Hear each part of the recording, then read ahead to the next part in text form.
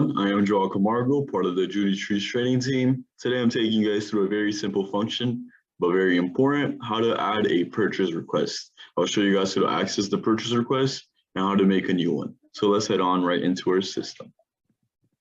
All right, folks, so here we are in our system. We're gonna click on updates and request to find purchase request. Once we open this up, we'll confirm they're on the purchase module. Since that popped up for us, brings us to this page right here.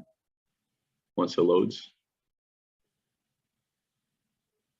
there you go. You can see the current request with some of the captions set aside. We click on add really quick to make a new one.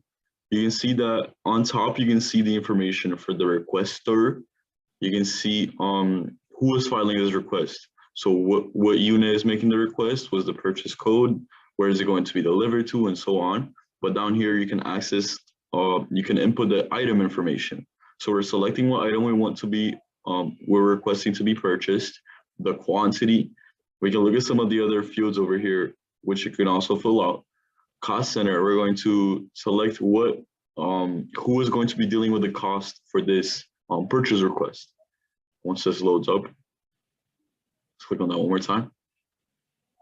But yeah, so on the top is the request information, who's making the request, and on the bottom is what is being requested.